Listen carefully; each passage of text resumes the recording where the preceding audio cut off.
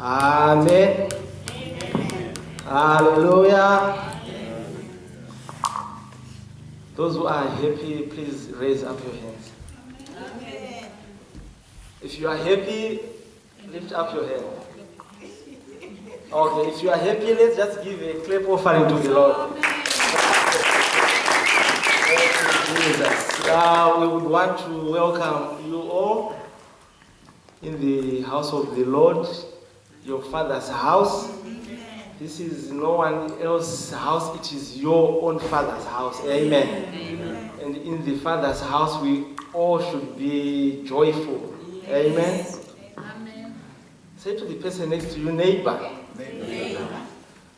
our citizenship is from above. Your citizenship. My citizenship. No, you are telling your neighbor, your citizenship is from heaven. Amen. Amen. Yes, some of us who are now citizens of this country, some of us who are citizens of this country know what it means to be a citizen. You know, some people were born citizens. Yes. Other people acquired citizenship. Other people paid a lot of money for it. But I want to tell you this, your citizenship was paid for. Not by perishable things, but it was paid for by the imperishable blood of Jesus Christ. Amen. Amen. My sister Mapula, when she was sharing a couple of weeks ago, read from Philippians. If anyone would remember, of course, apart from her, which part of Philippians she read when she said our citizenship is from heaven. Who would want to give that one if I put a pen that I can give her? Huh? Philippians chapter 4. What verse? Don't cheat and go. I wasn't even here. I think I know it's in Philippians chapter 4. Philippians chapter which one? Chapter 4. I've got a pen that I want to give away. This one. I'll give it to her before she picked it. Huh? She picked it. No, I wanted the actual verse.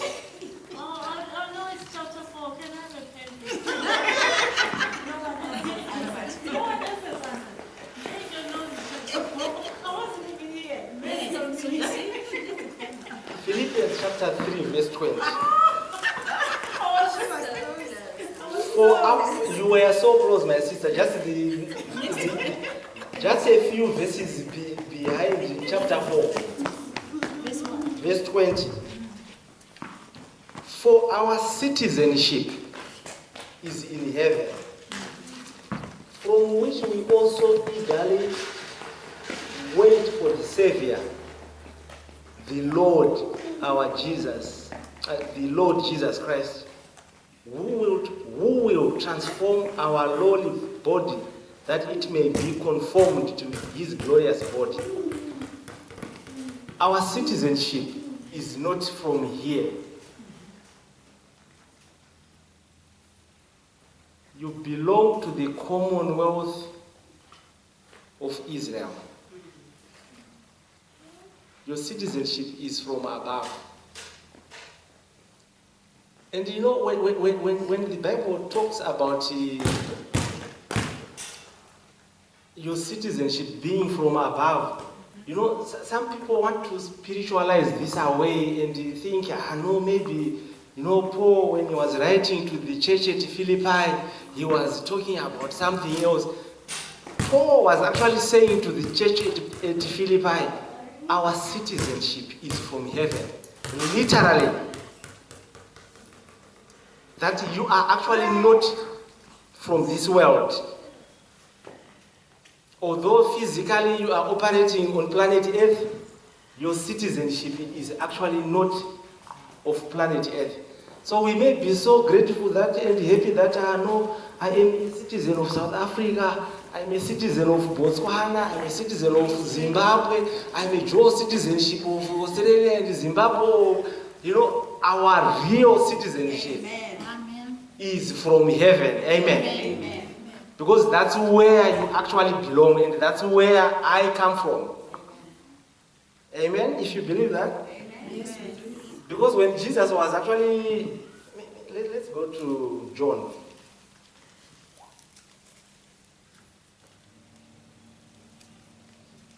John chapter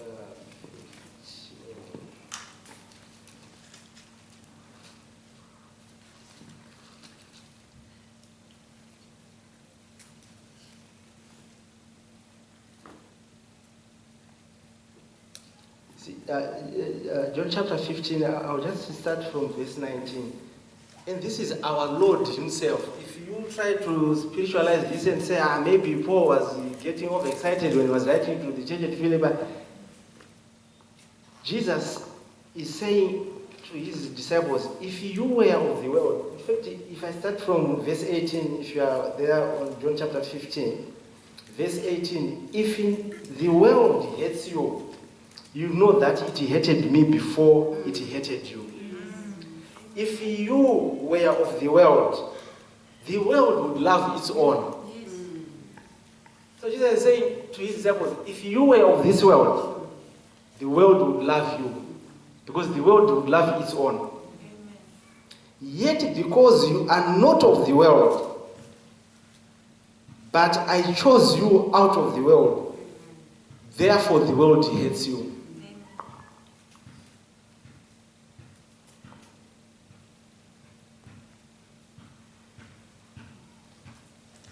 So reassure the person next to you and say, you are in this world, but you are not of this world. The way you walk should not be of this world. The way you conduct yourself should not be of this world. The way you even speak should not be of this world. You see, my wife earlier on was saying, it is okay to not know everything. You know, it is right. She was right. It's okay to not know everything. But as people from above, it is so important to know some things. Yes. Not to everything, but some things. Because the word of God says, my people are perishing because of lack of knowledge. Because of lack of knowledge. Because of not knowing some things. So there are certain things that if you are from above, you need to know. You know, when John was talking about Jesus Christ, we all know John was the forerunner of Christ, isn't it? When he was talking about Jesus Christ, there's some truths that he also told about Jesus, which are also truths about you, which you need to know. And he was saying this of Jesus. He said, he who comes from above is above all. Yes. So if you believe in your own heart that you come from above, that you are not of this world, your citizenship is not of Australia or of Zimbabwe or South Africa, if you believe in your own heart that your citizenship is from above, know it without any doubt, without any shred of doubt, that you are above all. Yes. You see, we don't want to go around looking down upon people and undermining people and saying, we landed church that we are above all. You know, if you are from the Commonwealth of Israel, if your citizenship is from heaven, then you are above all. Anyone who is not a child of the Most High God, as you conduct your business in the world, as you walk in this world, know that at that one I'm above them. They may look very educated to you, they may look so rich to you, but you must actually be saying to yourself, I am above them. Amen? Amen. Let's go to John chapter 1, chapter 3.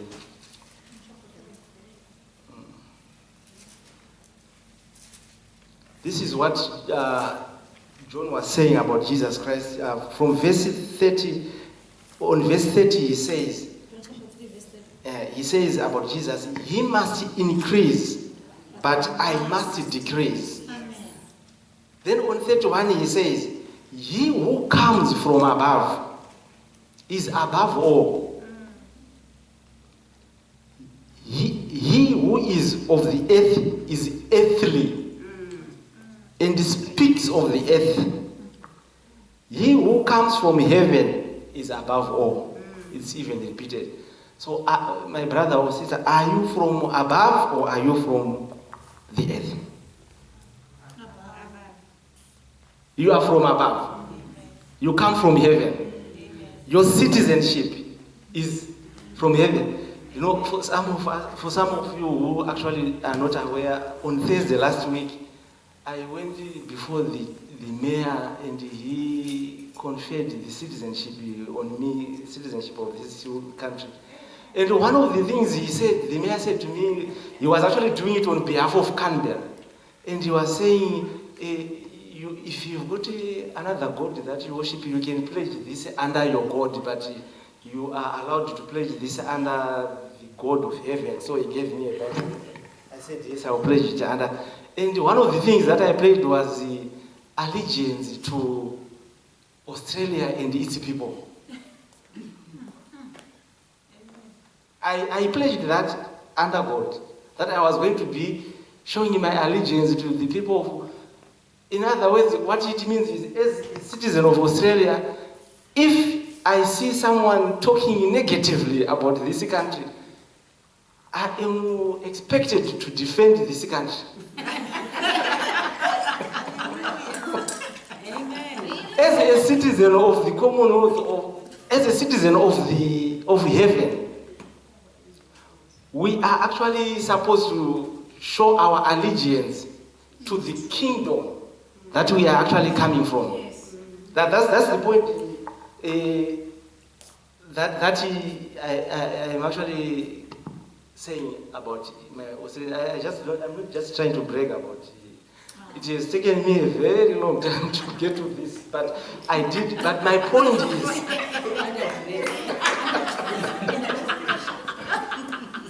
the point is, you show allegiance to the kingdom that you have actually acquired citizenship to. Yes.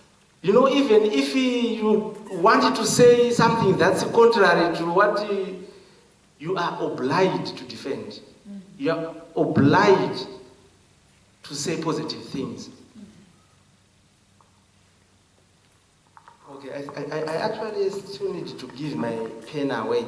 There is a verse that I love so much, I think I say it most of the time, which says, he was made sin, he who knew no sin, so that through him we may become the righteousness of God. So, apart from my wife, what verse is that in 2 Corinthians? What chapter and what verse? 2 Corinthians. Okay, you can have it then. What is it? What chapter?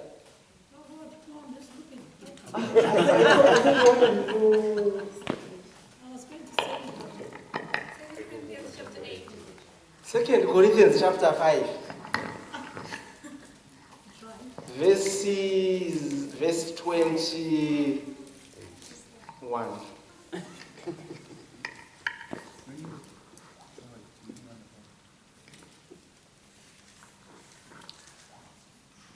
I wanted us to get to that chapter, but I thought, because I always talk about this verse, I thought some of you would have memorized it. 2 Corinthians chapter 5, verse 21 is the one that talks about Jesus being made a sin, he who knew no sin.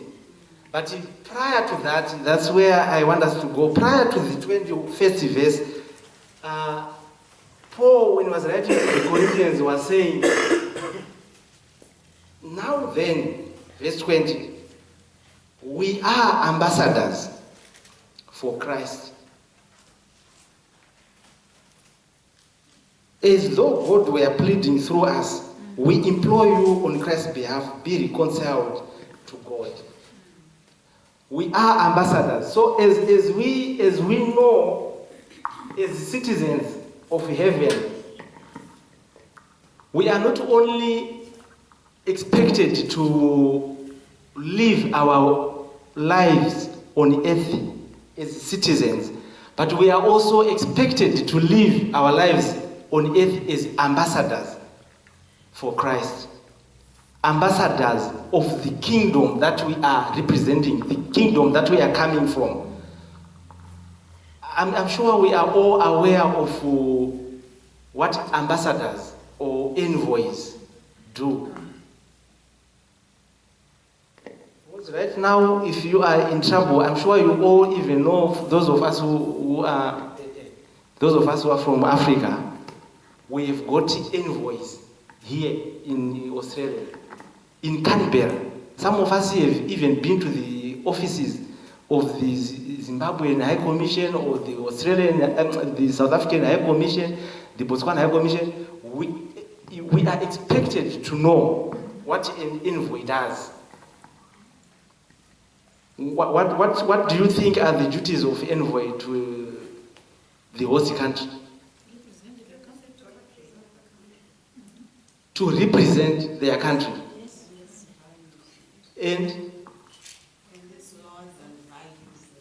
its laws, its values, its cultures, its lifestyles. You see, when you are an ambassador, you are the highest ranking official from your country residing in a foreign country.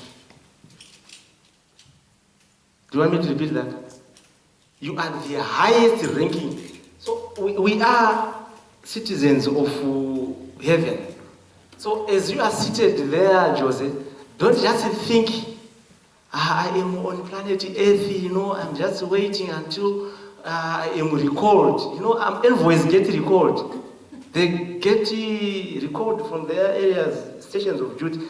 I'm just waiting on planet Earth until, know that when you are here, whether you are educated or not educated, I want us to have this, let's internalize this thing.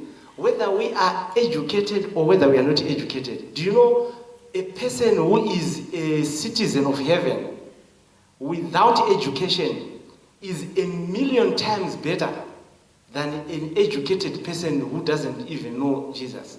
Amen? A person who is from heaven, from above.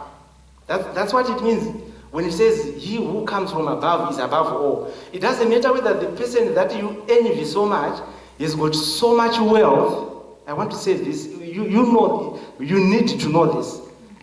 They may be so rich that you'll be saying to yourself, I wish I could have the lifestyle that they have. I tell you, you are actually better off. You are much, 1,000,000 times better than that person because you are above them. Because the things that we have on this earth where we are ambassadors, just like the life that we are living, it's temporary here. The things that we acquire on this earth are temporary. But the things that,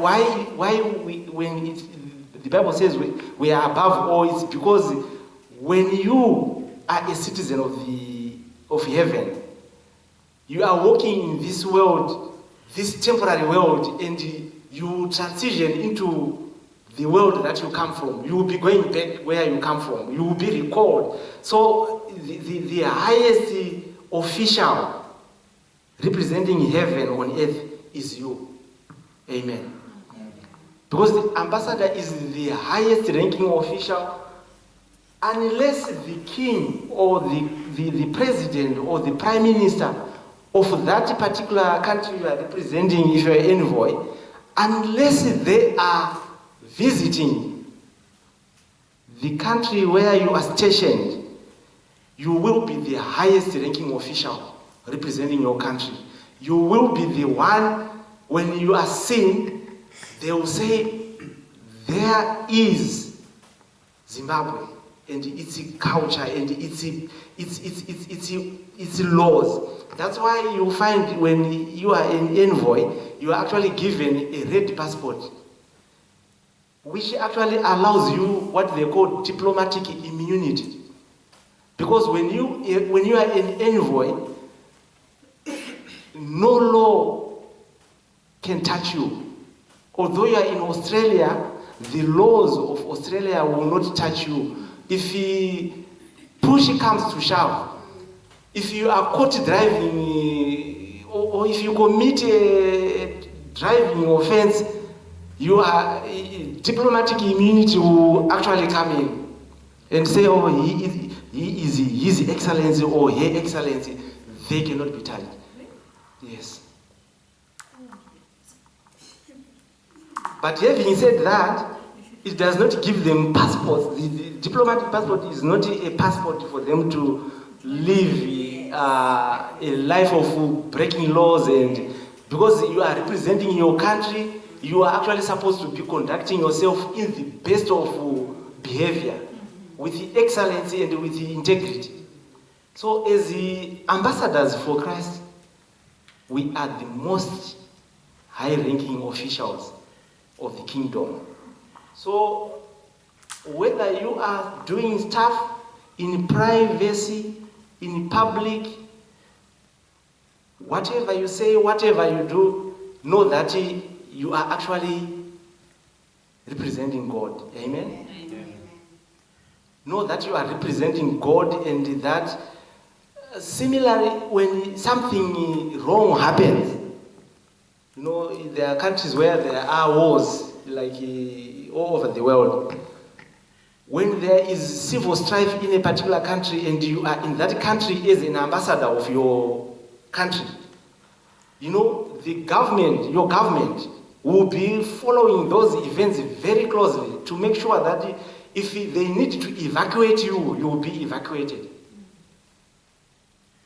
Because if things really get bad, this is why I was saying, even as a citizen of this country, whilst I am expected to show my allegiance to Australia and its people, when I go to Afghanistan, for example, traveling myself as an Australian citizen, when I am there and the situation just starts deteriorating, Australia can actually send a plane to have me airlifted from Afghanistan.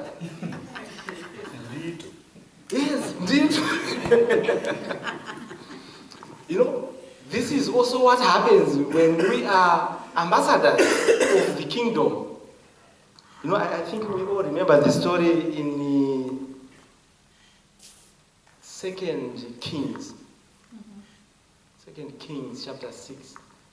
We know the story in 2 Kings chapter 6 when Elisha, the city of Samaria, was besieged because the king of Syria, King Ben-Hadad, was told that the person who is actually telling the king of Israel all your movements is a man called Elisha.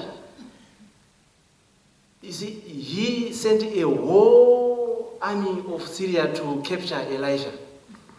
And as you would all know from that story, Elisha was just minding his own business with his servant Gehazi. And when Gehazi woke up that morning, lo and behold, the whole place was surrounded. And he ran to his master and said, Master, we are perishing. Master, we are in trouble. I think it's verse 13. What he said, there are more for us than those who are with them. Is that the chapter? 2 Kings chapter 6. Mm-hmm.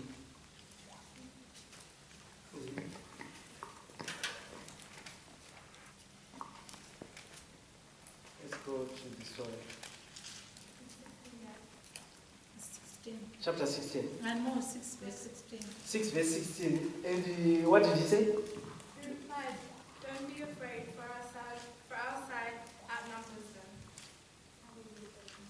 Yeah, so he answered, do not fear, for those who are with us are more than those who are with them.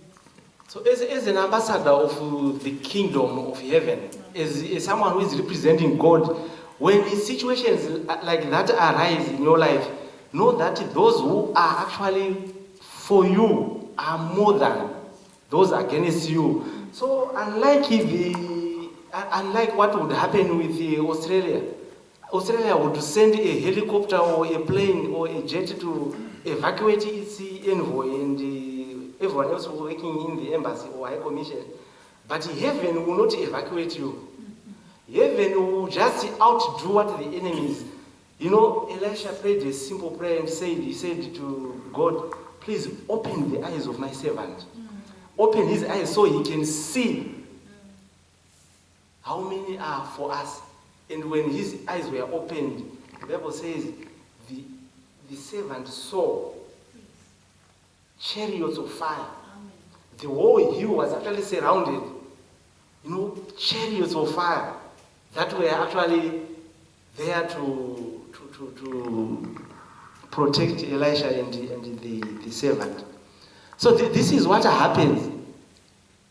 Heaven itself will come and it will back you, it will protect you. And in a similar way, when storms of this world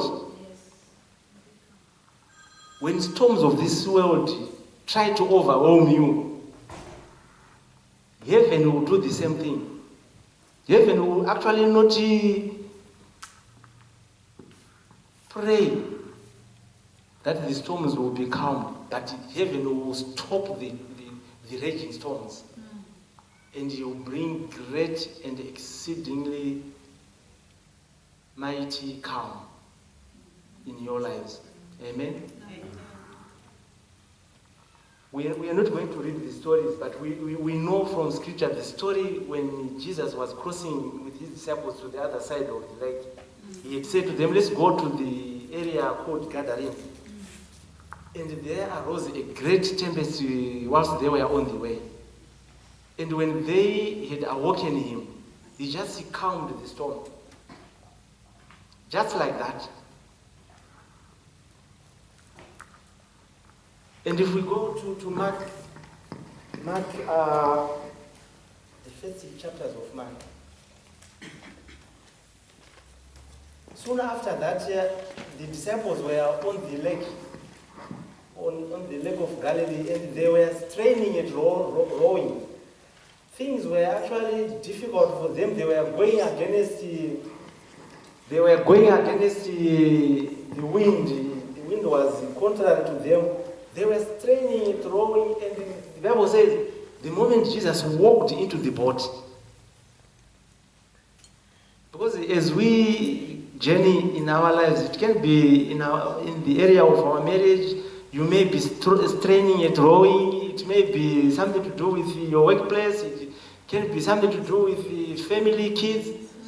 As an ambassador of the Most High God, as you will be straining at rowing, the moment the heaven's chief executive officer just steps into the boat, you know, all the straining and the will cease. Mark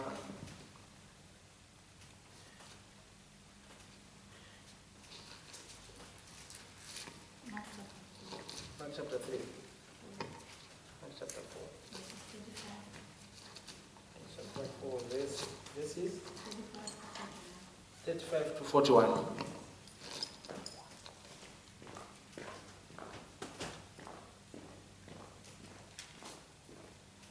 That's the one for the...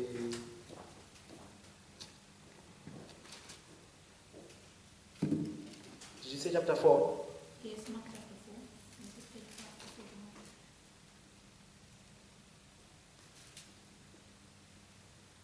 This is 35 to 41. Yes, 35 to, yes, that's the, when the tempest obeyed Jesus Christ.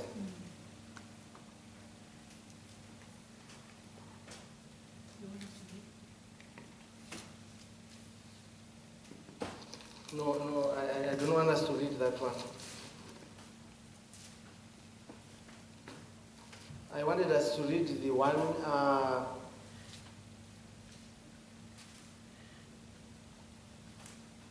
when they were straining at rowing.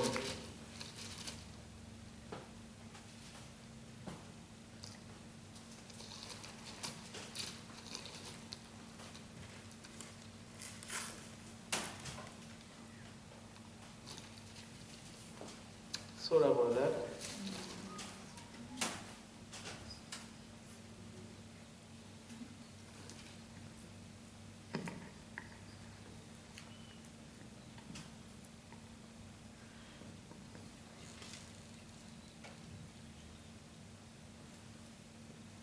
Okay, I'll come to that when I get it. Mark chapter 6. Mark chapter 6. Verse. When they thought he was a ghost. Yeah. Oh, yes. Yeah. Chapter 6. Verse 50 or 49. Yeah. Right, I'll start from verse 47. Thank you, my brother. Now when evening came, the boat was in the middle of the sea and he was alone on the land. Then he saw them straining at rowing, for the wind was against them. Some Bibles even said the wind was contrary to them. Now about the fourth watch of the night, he came to them walking on the sea and would have passed them by. And when they saw him walking on the sea, they supposed it was a ghost and cried out, for they all saw him and were troubled. But immediately he talked with them and said to them, "Be of good cheer, it is I do not be afraid." Then he went up into the boat to them, and the wind ceased. And they were greatly amazed in themselves beyond measure and marveled. This is what will also be happening to us when we are straining at rowing, whatever is going in our lives. We will be greatly amazed when he walks in and he calms the wind, and we will be greatly amazed. But as an ambassador, we are talking about the things that heaven can do for you. We want to go and look at some of the things that are expected of you in the kingdom, because you are representing, you are the highest ranking official of heaven on earth. What are some of the things that are expected of you?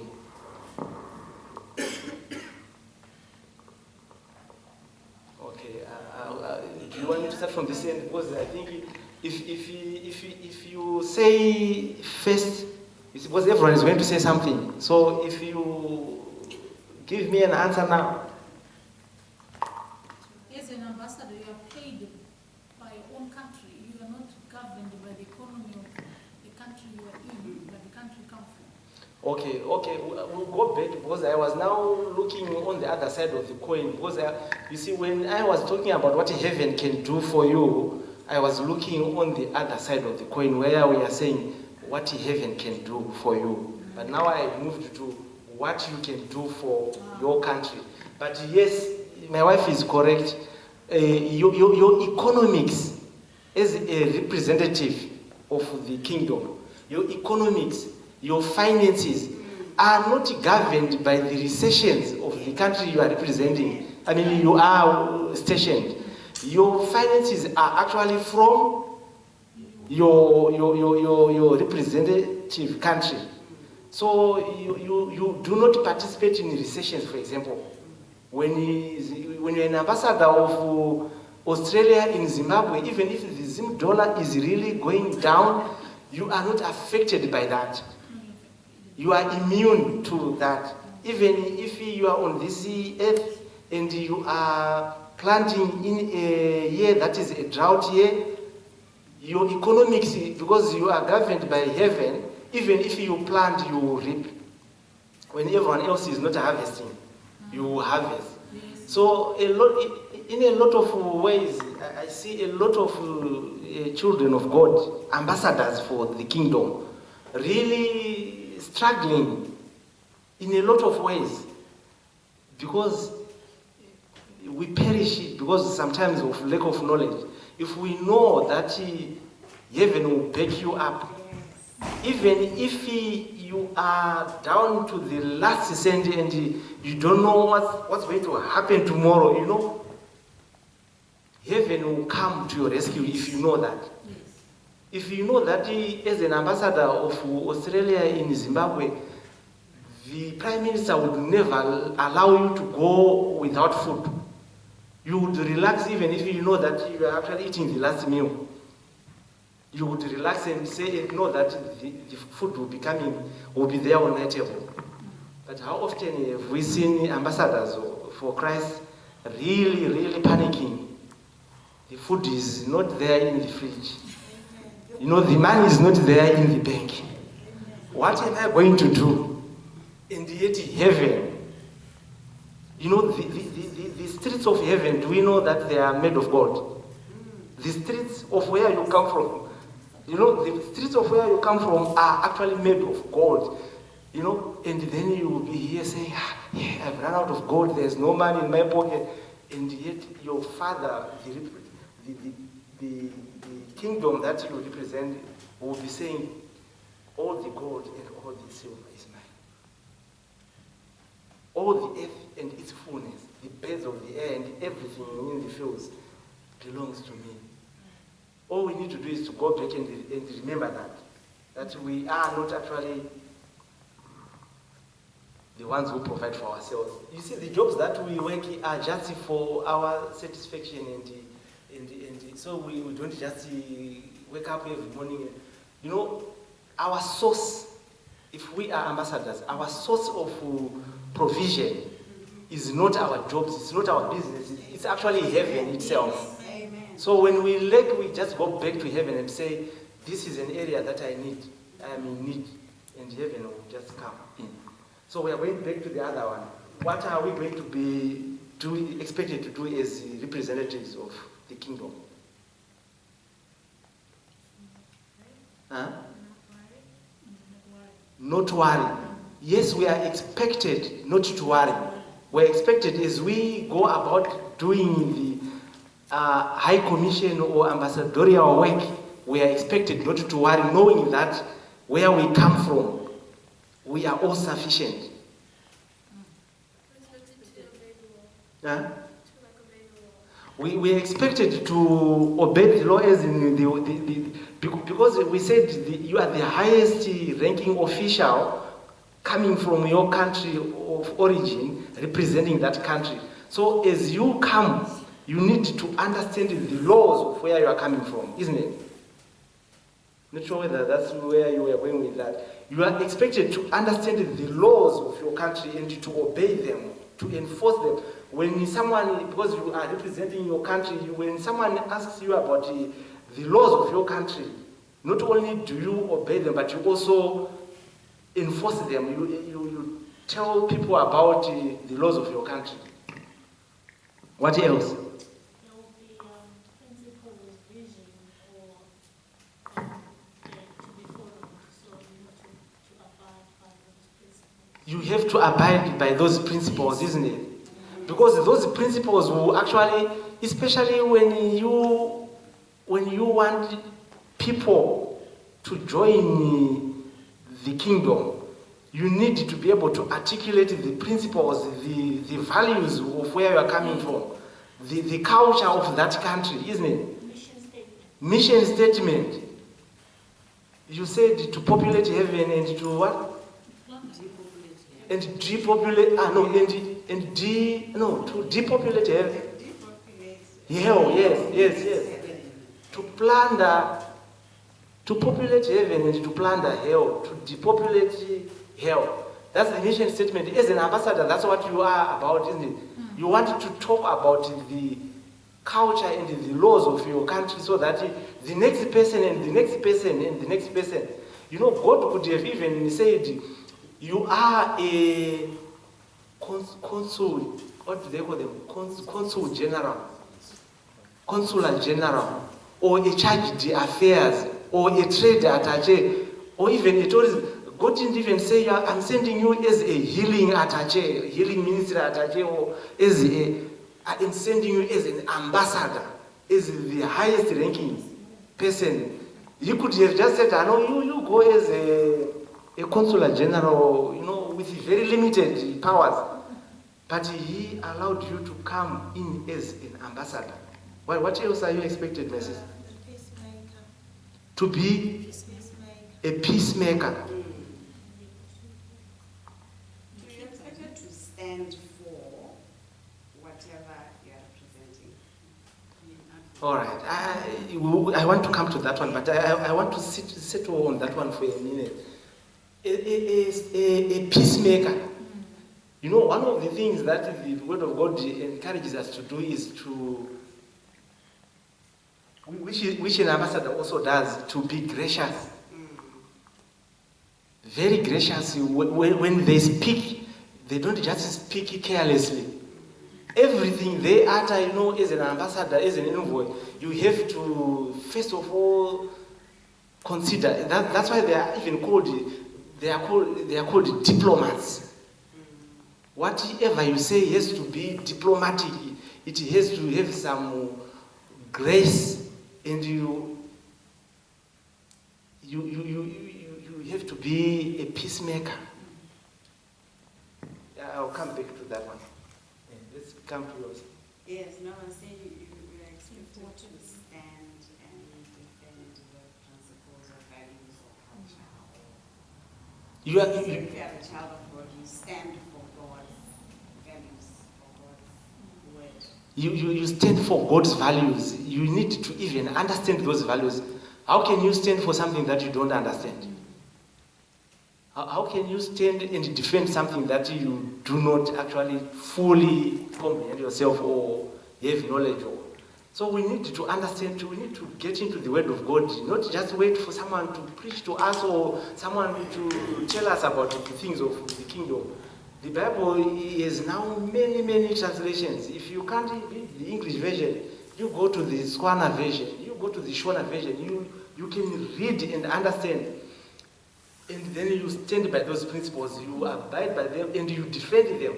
If someone says to you, it says somewhere in the Bible that God helps those who helps themselves. You know automatically that there is no verse like that. But if you don't know that there is, you actually end up thinking, yes, I think yes, that's very true. God helps help themselves. Whilst we are not expected to just sit back and not do anything, there is no verse like that in the Bible. What else are we expected to do as ambassadors? Act as an advocate. Act as an advocate. Do you want to expound on that? Like if you said, an advocate is someone who represents you, who is On behalf. yes. That's sorry to barge in for you, but like the young man that was sitting there, he was saying he's getting tired, and then we said to him, you can go outside and come back. So we just advocated that he could come back because we are being nice. Go in the rest and come back. Just a classic example of advocating. advocating is nice. If you are presenting for the people of your country, probably they might get into trouble or have some issues or some problems. So you are the one who are going to listen to them, and then you speak on their behalf in a diplomatic way, so that their problems will have maybe some value. The ground will stand more, and they can be taken more seriously, or have better explanation, because you'll be having more knowledge, which those people might not have. Okay. Yeah, you can also take it from that way, but when you were saying that, I was actually even thinking more in terms of being an advocate of, you see, an ambassador. When an ambassador is here, he is also an advocate of fellow citizens of his country. Yes. Like he is actually representing his people. If you are a Zimbabwean and you are here, you are in trouble, your ambassador or your high commissioner can actually represent you. He can. So, as ambassador, in that respect, I can also say, if we are ambassadors of the kingdom, if you see a fellow citizen, a fellow believer, you can also represent. You can be their advocate. There are so many situations where we need to be advocates for one another. And it is actually our responsibility as ambassadors for Christ to represent them as if we are representing God Himself. Amen. Other points? I suppose we are the same, still falling under that need to support one another because we all belong to one body. We belong to one We body. share the same beliefs. Yes. So to support one another and not, Yes. In fact, we are also expected to support one another and to have common ground with other fellow believers, not only from our churches, but from other congregations, as long as we are not compromising our core values. Amen. I had written here that one of the things that you can do is, as an ambassador, you are expected to be humble. As an ambassador for Christ, you are expected to be humble. You are expected to talk about, we've said about this, about the culture of heaven, the lifestyle of heaven, and to represent God on earth. As an ambassador, you actually do not meddle in the politics of the host country where you are stationed. You don't campaign against the party. You don't even vote for the parties in that country. You are actually not even, you can follow the events, the developments that are happening in that country, but you are not even expected or supposed to participate in the politics of that country. So there are so many things that can be linked to this on planet Earth that as believers, if we are saying we're in this world but we're not of this world, there are so many things that we are expected not to participate in. You know, the list is actually endless. You can think of many things that Christians should not actually find themselves in those situations. Other thing that, yes, does not speak carelessly, we mentioned that. And I wanted us to go to, can someone just quickly go to Colossians chapter 4?